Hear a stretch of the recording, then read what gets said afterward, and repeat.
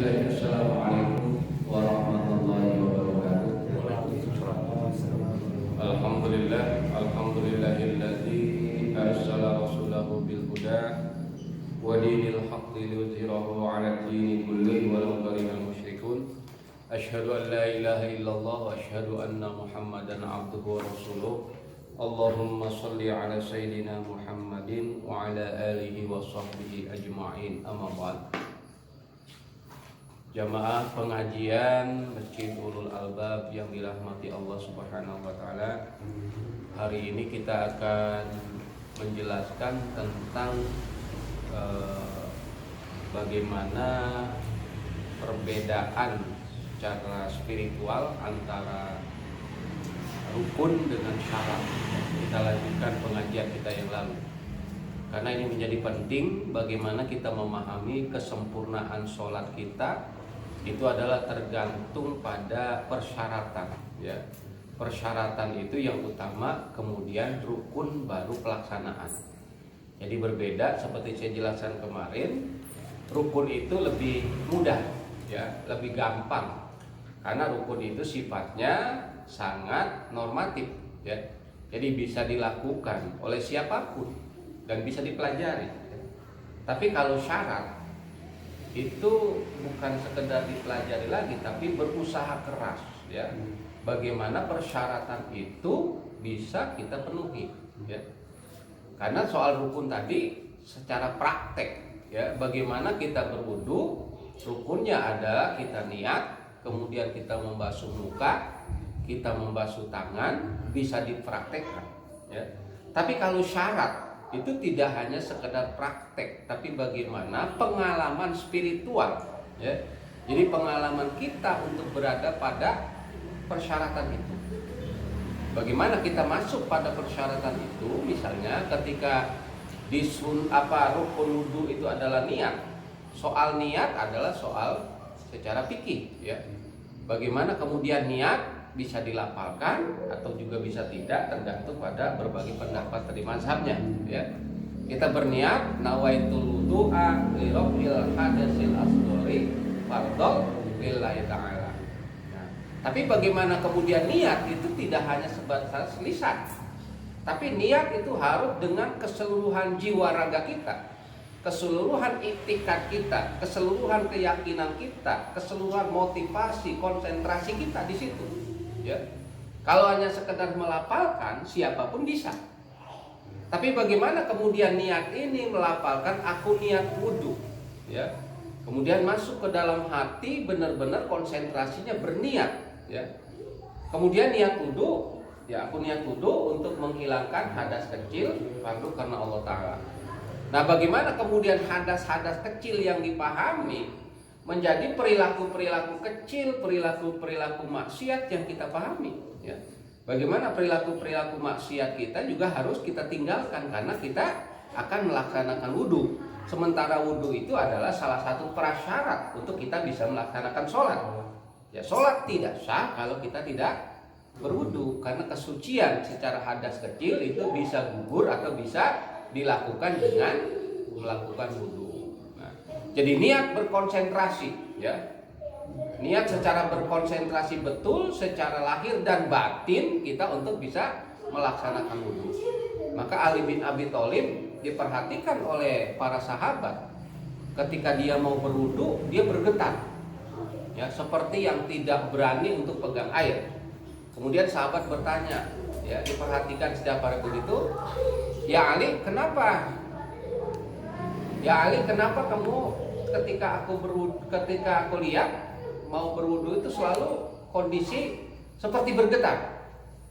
Kata Ali, "Dengan aku bersentuhan dengan air, aku dengan berwudu, berarti aku sudah siap berada dalam radius atau berada dalam kondisi secara lahir batin untuk menghadap Allah.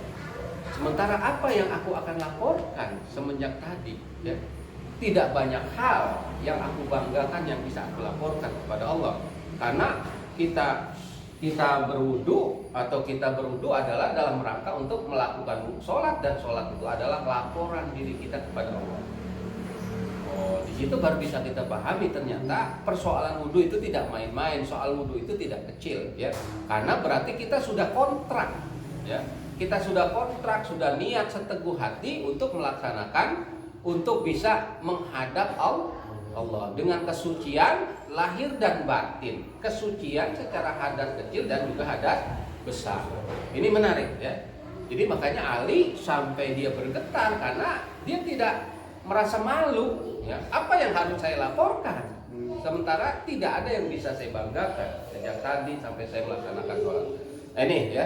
Jadi kemudian bagaimana kita kemudian setelah kita niat kemudian membasuh muka. Jadi membasuh muka itu bukan hanya sekedar meratakan air ke muka, tapi bagaimana implikasinya ketika kita setiap hari terkena air wudhu muka kita. Maka berarti kita berpenampilan yang baik ya. Wajah kita harus menampilkan wajah yang menarik di depan orang ya. Tidak ketika kita berbicara kemudian memalingkan muka ya. Kemudian kita pokoknya enggak enak ditatap oleh orang yang lawan bicara kita. Apalagi dalam konteks hari ini ya, kita sudah berada pada kondisi misalnya teknologi yang begitu canggih ya. Sehingga ketika kita ngobrol handphone tetap hidup, kemudian handphone yang kita hidupkan itu seolah-olah tamu yang di depan kita tidak memperhatikan tamu karena kita asyik bermain handphone. Kira-kira tamu merasa bete enggak? Ya, merasa terganggu. Jadi artinya bagaimana kemudian wajah kita tatapkan mata kita kepada seorang yang kepada tamu yang berada pada kita. Nah, membasuh muka adalah bagaimana kemudian muka kita berpenampilan baik, tidak kelihatan asem ditatapnya, jarang senyum ya, tidak mau senyum ketemu orang, negur pun tidak. Nah, tegur sapa itu penting yang kita lakukan karena air muka kita, mulut, telinga, semua yang ada di wajah kita ini, kita berbicara pakai bibir terbasuh air wudhu ya. Hidung kita terbasuh air wudhu, mata kita terbasuh air wudhu. Jadi artinya bertatapan baik, kemudian mencium sesuatu yang baik, yang harum-harum mungkin begitu, kemudian berkata mulut juga yang baik. Ini adalah salah satu konsekuensi masuk pada kita wudhu yang baik ya. Jadi bukan sekedar tadi wudhu secara fikih ya. Fikih bisa dilakukan, bisa dipelajari karena sifatnya normatif. Tapi bagaimana menyertakan hati kita, jiwa kita ya, spiritual kita berada pada konsentrasi juga kita berwudhu ya. Membasuh muka, membasuh tangan ya. Bagaimana kemudian kita membasuh tangan? Bukan hanya sekedar air masuk, air merata ke tangan kita ya. Tapi bagaimana implikasi dampak spiritual, dampak secara rohani, bagaimana kita tangan yang kita lakukan pun harus berperilaku baik ya. Jadi tangan kita jangan digunakan pada hal-hal yang jelek, karena sering terbasuh wudhu setiap hari 5 kali minimal. Kita basuh dengan wudhu, berarti air suci yang membasuh tangan kita pun, kesucian tangan dalam pergerakan tangan kita, perilaku tangan kita itu juga harus bersih ya. Tangan jangan sembarangan ngambil barang orang ya. Tangan jangan sembarangan nanda tangani yang korupsi atau mungkin ya menilap uang ya, atau mungkin ya perilaku-perilaku yang banyak dilakukan oleh tangan. Tangan ini identik juga dengan kekuasaan ya.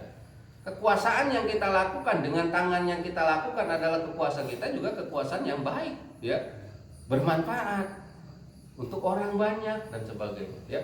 Jadi tangan yang kita basuh pun melambangkan bagaimana tangan, perilaku tangan kita adalah tangan yang disertai dengan nilai-nilai wudhu ya.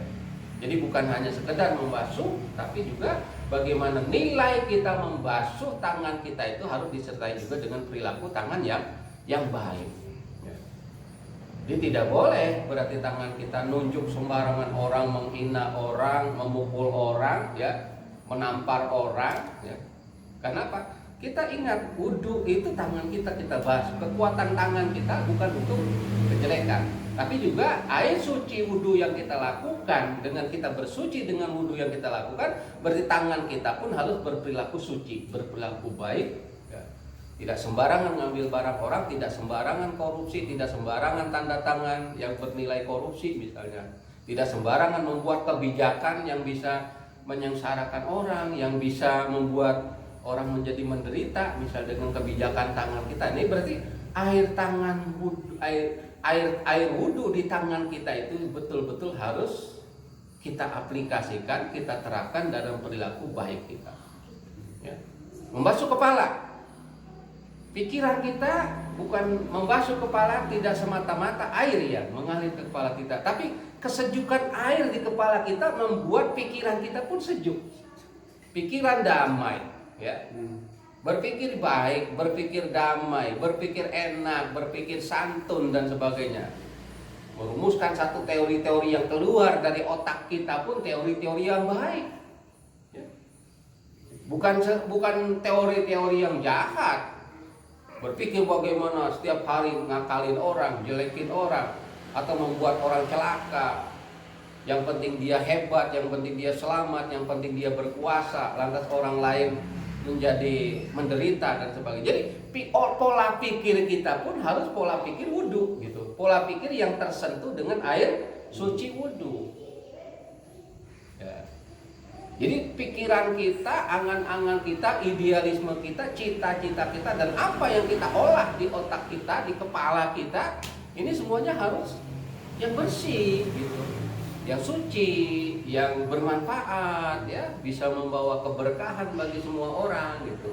Jadi tidak semata-mata, tidak mentang-mentang dia sebagai penguasa, dia sebagai orang yang hebat, dia orang pintar, lantas kepintarannya digunakan untuk yang tidak baik.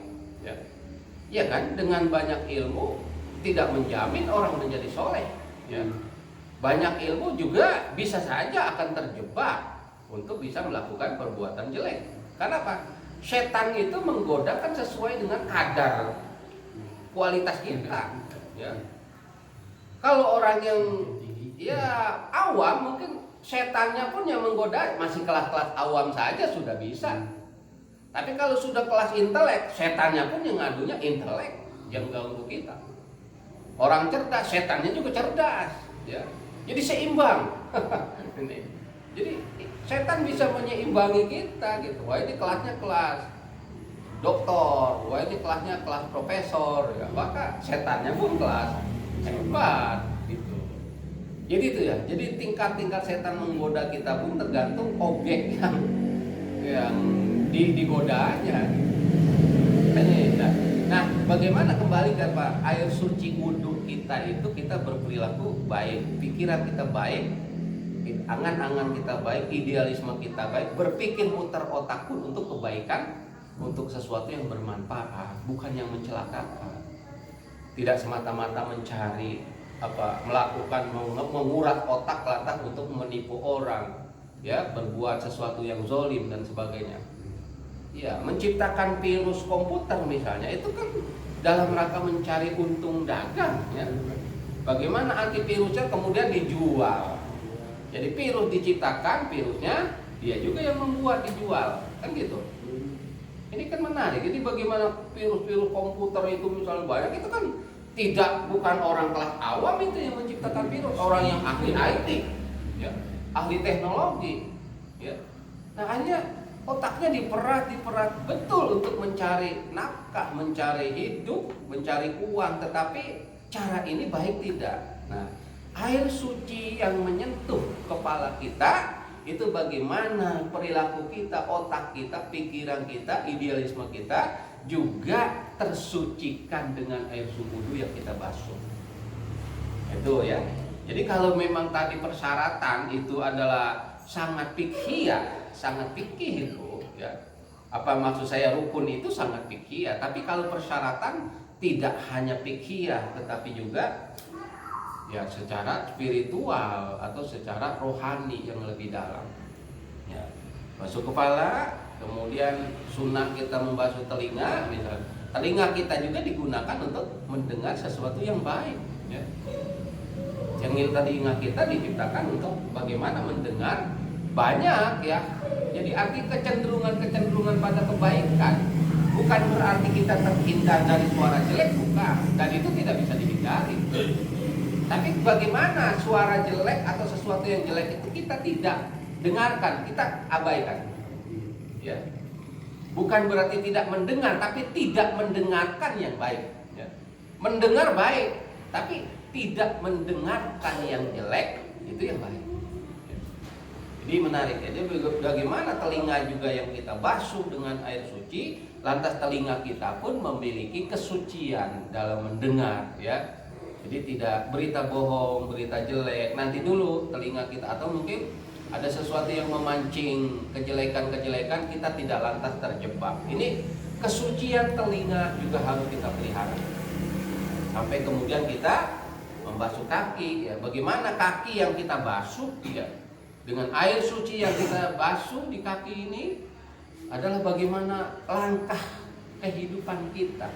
Menggunakan kaki itu juga harus pada jalan yang baik, bukan jalan-jalan kemaksiatan, ya. Bukan jalan-jalan bisa mencelakakan orang, bukan jalan-jalan yang membuat orang menjadi bahaya, ya. Jadi kaki kita pun kita gunakan untuk pada yang kebaikan, ya. Kaki dia tidak mau melangkah kalau tidak sesuatu yang baik. Gunakan kaki untuk melangkah ke masjid, melangkah ke pengajian, bukan ke melangkah ke tempat-tempat maksiat, gitu. Ya. Jadi menjaga kaki, bagaimana menjadi rukun kita membasuh kaki juga harus kita sertai dengan perilaku yang baik dalam berjalan atau menggunakan kaki. Terakhir tertib, ya. Tertib itu kan artinya benar-benar teratur. Jadi tertib itu teratur. Jadi tidak boleh dibulak-balik. Ya, dalam rukun wudu itu kan kita basuh muka, kita niat basuh muka, kemudian kepala, tangan, kemudian kepala, kemudian kaki. Jadi jangan dibalik. Yang pertama basuh kaki, yang kedua tangan, ketiga atau mungkin kedua tangan, ketiga telinga, keempat mungkin kaki.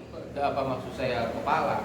Tidak bisa, ya. Jadi harus tertib. Jadi tertib itu menjadi prasyarat. Kenapa persyaratan ini tertib? Harus tertib karena memang itulah secara spiritual memang sudah diterapkan bagaimana ketika kita niat, ya. Niat itu berarti awal maksud saya innamal a'malu binniyah. Jadi grand-nya yang menjadi besarnya itu adalah niat. Yang menjadi bermanfaat atau tidak itu niat. Tergantung dia berwudu niatnya untuk apa. Ya, niat berwudu tapi supaya dilihat oleh istri, dia mau sholat, baik, dia begitu. Tapi niatnya adalah betul-betul karena Allah. Jadi semua perbuatan itu harus dimulai dengan niat yang baik. Kemudian basuh muka. Muka itu sesuatu yang paling lebih banyak, ya, kita gunakan. Jadi maka tertibnya itu dari niat, kemudian muka, karena muka di sini adalah bagaimana sesuatu yang paling depan, ya, sesuatu yang paling depan, sesuatu yang paling berhadapan dengan siapapun, sesuatu yang paling kita gunakan awal ketika kita bangun tidur. Yang melek adalah mata, bukan kaki dulu yang melangkah, tapi melek mata. Ini artinya wajah muka kita ini memang setelah niat baik, maka wajah muka kita menjadi rukun yang kedua, ya. Jadi tertib itu, ya. Jadi mungkin secara psikologisnya pun memang begitu, secara aturan-aturan alamiahnya pun begitu, karena muka ini adalah sesuatu pusat, ya. Orang bisa tampak dan bisa baik atau jahat juga bisa tampak dari muka, ya.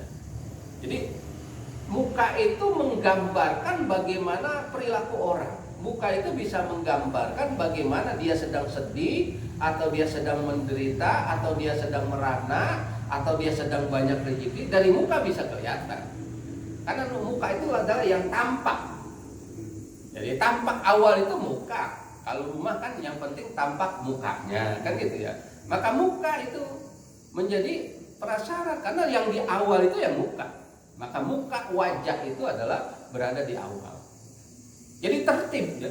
Kenapa persyaratan wudu itu harus tertib? Karena dari niat secara umum, niat itu psikologisnya jasmani, rohaninya bergerak di situ. Setelah niat, kemudian yang kita selalu tampakkan di wajah itu adalah sesuatu yang bisa dikenali orang, itu adalah muka.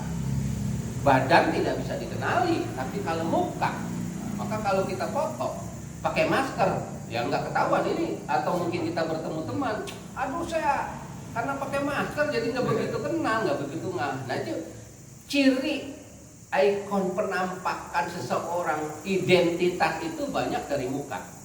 Identitas dia baik, identitas siapa orangnya pun, identitas namanya pun bisa dilihat dari muka dulu. Ya, Pak Ibrahim datang, wah kelihatan Pak Ibrahim. Tapi kalau dia mungkin belakangnya, ya seperti kita masih ragu, ya.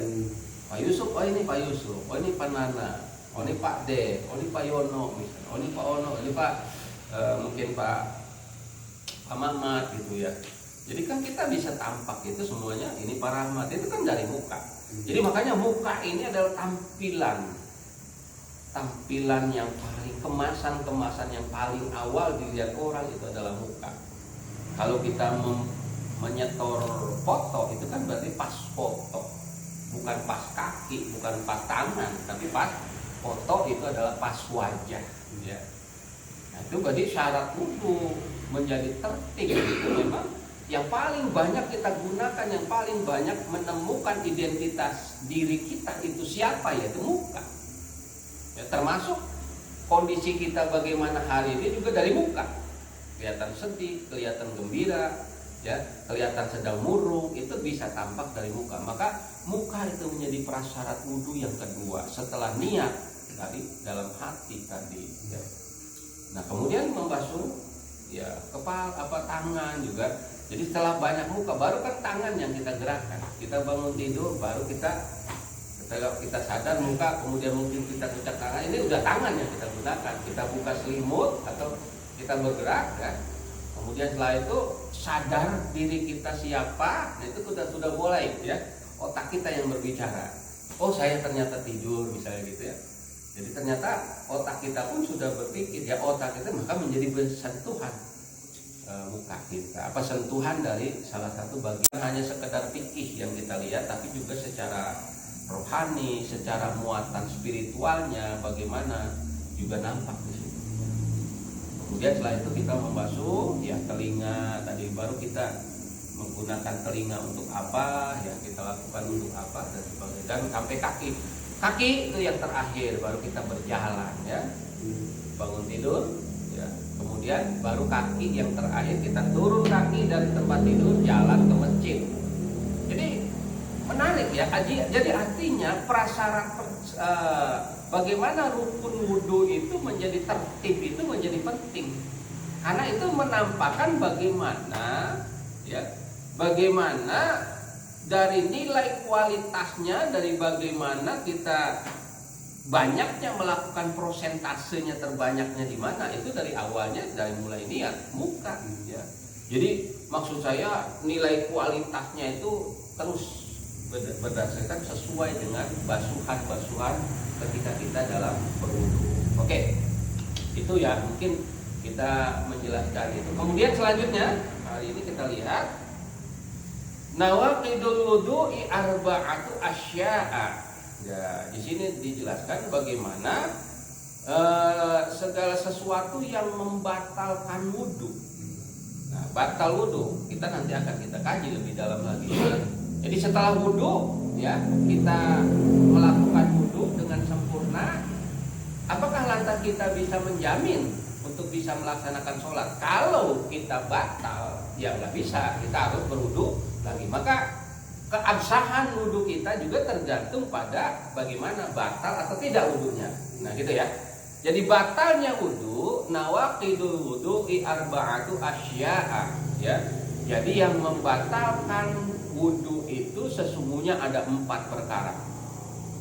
Al-awwalu, yang pertama, al-khariju min ihdas sabilaini. Jadi yang pertama yaitu keluar, ya, segala sesuatu yang keluar, ya. Pertama itu yaitu yang keluar daripada salah satu, ya, dari salah satu 2 jalan minal qubuli wad dubur. Jadi segala sesuatu yang keluar dari kubul dan dubur. Kubul itu adalah kemaluan depan, dubur itu adalah kemaluan belakang. Ya. Jadi ini kan jadi segala lubang dari depan dan lubang dari belakang. Ya. Apapun yang keluar dari itu, ya, keluar dari itu adalah termasuk yang batal ketika kita berwudu. Jadi kalau ya maaf, kentut, ya, buang air besar, buang air kecil, ya, itu semuanya yang keluar dari dua lubang ini, ya. Dan dua lubang ini adalah yang mengeluarkan kotoran-kotoran, ya. Misalnya dari keluar di antara kedua minal kubul wal dubur, ya, rihu au ghairu. Jadi baik itu berupa angin, ya, atau lainnya. Jadi angin, ya, keluar sedikit, bahasa kasarnya mungkin kotoran, spirit atau apalah. Nah itu maaf ya, jadi itu kan segala sesuatu yang keluar dari antara kubul dan dubur itu adalah batal, ya. Jadi kalau kita wudu kemudian ternyata kita kentut, kita kencing lagi, itu batal, ya. Jadi pertanyaan anak-anak pengajian kita kemarin, Pak, kalau habis wudu bisa makan es nggak? Minum es batal nggak? Ya nggak batal, gitu. Jadi banyak orang yang tidak paham karena seperti saya jelaskan lalu. Jadi perilaku kita yang membatalkan wudu itu bukan perilaku lahiriah dalam pengertian yang bisa untuk makan, minum gitu. Itu ya tidak batal, tapi segala sesuatu yang membuat kita batal wudu itu yang sifatnya hadas, ya. Sifatnya hadas itu kencing, ya, kemudian kita buang air besar, air kecil, kita kentut, itu yang batal. Ya, kemudian habis berwudu kena darah, batal nggak? Ya nggak batal. Ya, walaupun najis tapi harus dibersihkan saja, wudunya tidak batal. Ya, itu banyak kita mengatakan, banyak orang salah, ya, salah memahami. Jadi ya walaupun kotor kita bersentuhan habis wudu tidak batal wudunya. Kecuali tadi kalau yang batal itu adalah keluar dari dua lubang tadi, kemaluan laki-laki atau perempuan, dan dari belakang itu adalah dari yang mengeluarkan air besar, ya. Jadi yang keluar tadi nawaqidul wudu'i arba'atu asya. Jadi yang segala apa yang membatalkan wudu itu sesungguhnya ada 4 perkara, ada 4 hal. Al awwalu al khariju min ihdas sabilaini minal qubuli wad duburi, ya, rihun au ghairu. Jadi segala sesuatu yang keluar dari kubul maupun dubur, baik itu berupa angin atau lainnya, illal mani, jadi kecuali yang melainkan air yang kita sebut dengan air mani. Ini mah bukan membatalkan wudu lagi, itu mah sudah membatalkan hadas, ya. Jadi ini keluar mani nanti, nah ya. Jadi segala sesuatu yang keluar berupa mani. Yang kedua yaitu asani, yaitu bermula yang keluar keduanya yaitu asani zawalul aqli, hilang akal, ya. Habis wudu gila, ya batal, ya. Hilang akal yang dimaksud habis wudu tidur, kan hilang kerjaan akalnya, sudah konsentrasinya hilang, wudu itu sudah hilang akal, itu adalah batal wudu. Jadi orang habis wudu apalagi minum-minuman, ya jelas-jelas itu mah sudah dipastikan, ya. Jadi hilang akal, jawalul aqli binaumin. Nah ini dijelaskan. Jadi hilang akal itu karena tidur. Jadi hilang batal berwudu itu adalah karena hilang akal dengan binaumin au ghairihi, atau yang lainnya tadi, karena mabok, karena gila, ya, stres, itu bisa batal wudu, ya. Stres yang bagaimana? Ya stresnya parah gitu. Binaumin au ghairihi illa nauma qa'idin. Nah, kecuali tidurnya itu illa nauma qa'idin mumakkinin ma'adahu minal ardi. Itu pemahamannya begitu dalam kitab Safinatun Najah ini, artinya bahwa hilang akal yaitu dengan tidur atau lainnya yang dimaksud tadi mabok, kemudian gila, ya, stres, illa nauma qa'idin, jadi tidur, kecuali tidur yang bagaimana? Illa nauma qa'idin, kecuali tidur dalam kondisi yang tegak, ya, duduk, ya, tidur tapi kadang kita sholat Jumat dengarkan khutbah ketiduran, batal nggak? Enggak. Asal yang penting tidurnya tidak motah teing gitu. Artinya di sini dijelaskan nanti. Jadi tidurnya ya tegap. Jadi ya. Ya.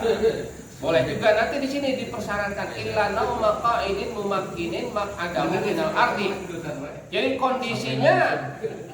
kondisinya dia tidur tapi kemudian kondisi tidur yang tegak yang tidak sampai menyandarkan. Nah, ya, kalau kita tidur kemudian dari sandaran gini, nah ini yang batal, ya. Itu ya. Jadi ini menarik ya. Jadi kita jangan.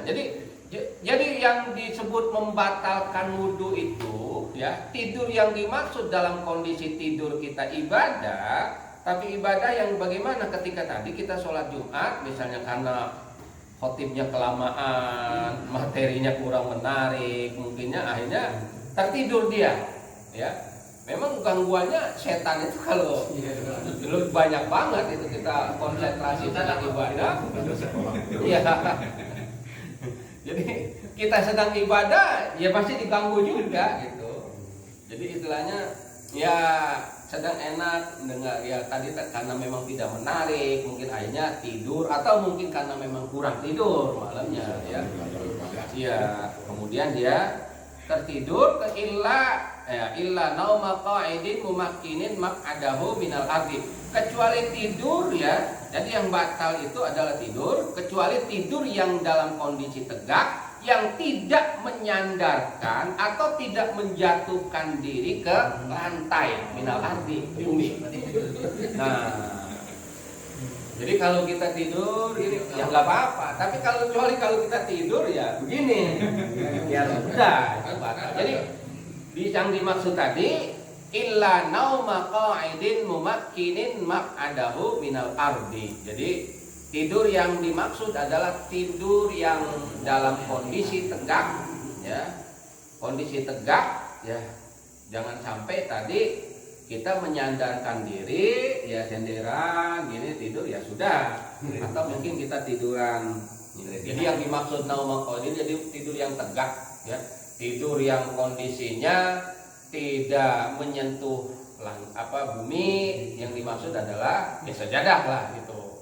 Atau menyentuh lantai masjid yang kita tempati tadi. Kalau, ini kan kalau ketiduran di kursi itu mungkin setelah tahajud nunggu subuh kan. Kadang sambil ngaji di kursi kadang nyender gitu batal. Iya batal. Jadi jangan sampai disenderkan lah gitu.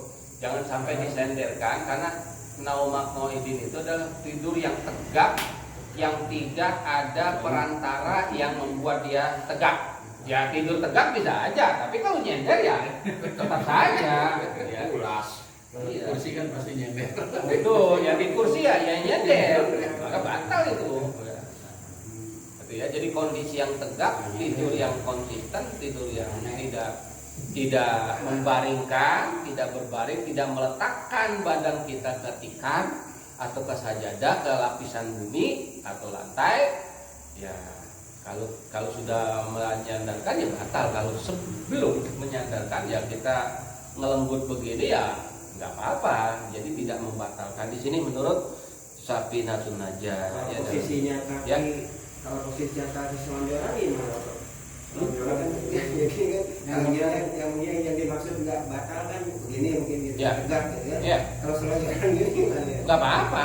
Jadi kondisinya tetap saja dianggap tegak. Badan kita yang dimaksud tegak ini tidak menyentuh tembok, tidak menyentuh kursi, ya gitu aja. Maksudnya kursinya bukan kursi pantat ya. Kalau ya bujurnya menyentuh kursi ya memang duduk, nggak bisa duduk kalau nggak ada kursi. Tapi yang dimaksud adalah kursi kan ada tempat senderannya, gitu. Ya, jadi artinya kita habis wudhu, kita naik mobil kan nyender, ya. Kemudian kita nyender begini naik mobil, ya itu batal. Jadi itu duduk yang dimaksud nauma qaidin itu adalah duduk yang konsisten, duduk yang tegak, duduk yang tidak menggunakan alat lain, yang tidak menjadi sandaran untuk dia tidur, ya itu nggak apa-apa, berarti nggak batal, ya. Tadi ya kita senderan begini ya sama teman ya batal itu, jadi harus wudhu lagi. Itu ini penting ya, jadi biar kita nanti jangan sampai kita saya lagi tidur gini nungguin waktu khutbah waktu sholat subuh ya, kita kan gitu ya, kita zikiran tapi kemudian kita ngelenggut, nggak apa-apa ya karena itu jadi tidur yang dimaksud adalah kecuali tidur yang dalam kondisi tegak, tidur yang dalam kondisi tidak menyandarkan diri pada bumi atau teman di samping kita atau kursi, maka walaupun dia tidur itu tidak batal wudunya, ya. Kemudian yang ketiga, asalisu iltiqa'u basyaratai rajulin. Nah, ini menarik. Yang ketiga adalah ketika terjadi berjumpa dua kulit.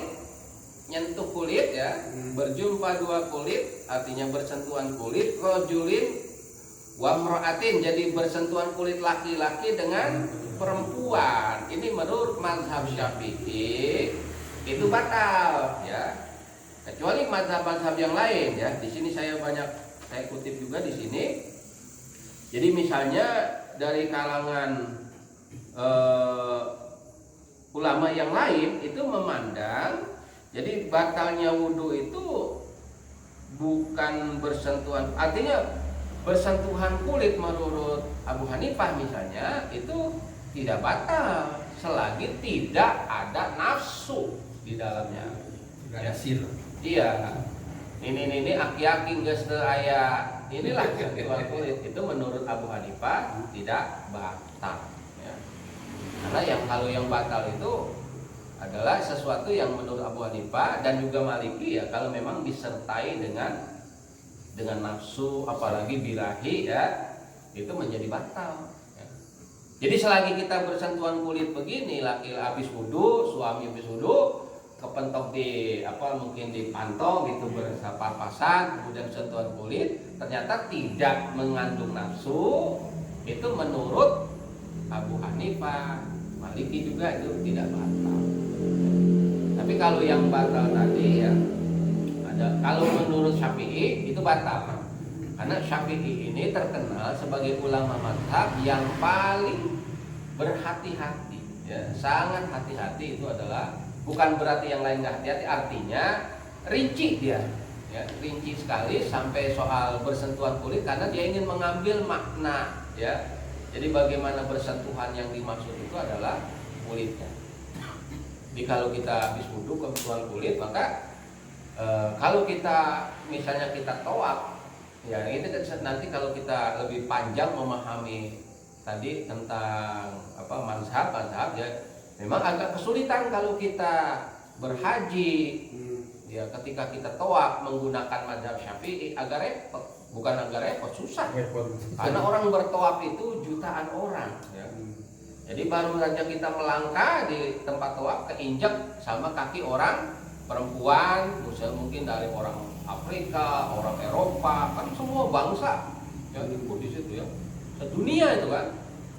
Ya, ada yang tidak pakai kaos kaki, ya, kemudian bersentuhan kulit kita keinjak, ya, batal. Ya menurut Syafi'i batal. Berarti harus keluar dari tempat tawaf. Keluar dari tempat tawaf ke tempat wudhu itu kalau bisa sampai 30 menit jago. Ya. Jauh ya, bukan hanya sekedar jauh karena berdesakan itu untuk keluarnya saja susah dari pelataran tawaf. Tawaf itu kalau kita keluar dalam posisi radiusnya lempeng lurus itu susah. Maka kalau tawaf kita keluar itu agak miring terus ngikutin arus tapi sedikit geser sedikit jadi diagonal nanti keluarnya. Jangan horizontal atau vertikal keluarnya tidak berat ya. Jadi ngikutnya jadi seperti keong lah, per mur baut ya. keluarnya, tapi dengan seperti sistem baut, semakin keluar seperti kita buka baut. Kalau kita berhadapan, karena apa? Ditabrak orang kita dan menghalangi orang lain yang sedang jalan, maka kita ngikutin sedikit keluar. Akhirnya harus nyerong gitu terus. Jadi tidak lantas dari sini keluar lurus ke sana, nggak bisa. Karena saking banyaknya tadi, berjuta-juta orang berdesakan, tidak bisa. Nah, kalau kita mazhab Syafi'i itu memang mazhab yang banyak digunakan misalnya di daerah-daerah kita, ya, Asia Tenggara, terutama ya Indonesia, Brunei, Malaysia, Singapura dan sebagainya ya. Jadi banyakkan kawasan-kawasan Asia yang masuk Asia Timur, Asia Tenggara itu menggunakan lebih banyak mazhab Syafi'i. Tapi kalau di wilayah-wilayah Afrika yang banyak digunakan itu adalah mazhab Maliki, ya, kemudian juga mazhab Hanafi, ya, gitu ya, mazhab Hambali gitu. Nah, saya lanjut ya. Kita jadi bersentuhan kulit yang dimaksud karena ini kitab Safinatun Najah ini adalah salah satu kitab yang mungkin masih termasuk dalam karangan Syafi'iyah pengarangnya. As-salisu yang ketiga iltiqa'u basyaratai rajulin au wamroatin. Jadi bersentuhan kulit laki-laki perempuan ya menurut Imam Syafi'i itu adalah batal. Terlepas nafsu atau tidak batal. Ya. Tapi menurut mazhab Hambali ya, jadi yang dimaksud dengan batal dimaksud adalah karena tadi ya Hambali atau Hanafi juga ya. Jadi kalau memang bersentuhan kulitnya dengan nafsu, ada birahi, itu yang batal ya. Kenapa? Dipahaminya, ini perbandingannya gini logikanya. Kalau Imam Syafi'i itu kan memang sangat letterlek ya, memahami dengan konteks ya. Jadi yang disebut bersentuhan itu adalah bersentuhan ya. Kita pegang kitab, kita pegang kacamata ya, kita pegang kacamata, kita pegang buku, kitab, ya itu sudah disebut bersentuhan. Tapi kalau menurut ya tadi Abu Hanifah atau Hambali, dia mengatakan bersentuhan yang tidak dengan nafsu ya, tidak dengan sir lah bahasa kita, tidak pakai sir gitu, tidak ada greget digunakan tadi karena memang kehati-hatiannya yang sangat, kerinciannya dia sangat tinggi. Jadi memahaminya ya, kita sekarang pertanyaannya adalah mau menggunakan mazhab Syafi'i atau mazhab yang lain. Mau Syafi'i, mau Maliki, Hanafi maupun Hambali itu tetap Ahlus Sunnah wal Jamaah. Jadi kalau ada orang yang berpaham kemudian bersentuhan wudhu, dia laki-laki perempuan tidak batal, lantas dianggap sebagai golongan kafir mungkin gitu ya, atau golongan yang sesat, nggak boleh. Ya sama saja, itu semuanya adalah Ahlus Sunnah wal Jamaah. Jadi jangan sesat menyesatkan di situ. Ya mungkin karena nggak tahu ilmunya, akhirnya itulah perlunya kita pengajian. Ya pengajian kita mencoba bukannya hanya satu mazhab, kita bandingkan. Walaupun mayoritas yang kita bahas adalah mazhabnya Syafi'i, tetapi juga kita membandingkan juga, penting ya, membandingkan dengan mazhab-mazhab yang lain ya. Karena tadi saya bilang tadi ya, ketika kita bertawaf akhirnya ya kita mau tidak mau menggunakan mazhab, bukan mazhab Syafi'i. Ya boleh itu, ya boleh ya. Jadi artinya kita juga bisa menggunakan mazhab lain dalam kondisi yang sangat mendesak, darurat ya. Karena tadi kalau tawaf menggunakan mazhabnya adalah Syafi'i dengan wudunya tadi ya, itu 2 jam 3 jam belum tentu selesai tawaf. Bisa sehari juga belum tentu selesai ya. Karena baru melangkah nyentuh lagi kulit orang ya. Melangkah lagi ada sama orang Indonesia juga sama, mungkin bersentuhan juga kan gitu, tangannya bersentuhan dengan kita, batal ya, batal menurut Syafi'i. Nah di sini dah ada kelonggaran, mungkin kita bisa melihat bagaimana mazhab yang digunakan oleh mazhab lain ya.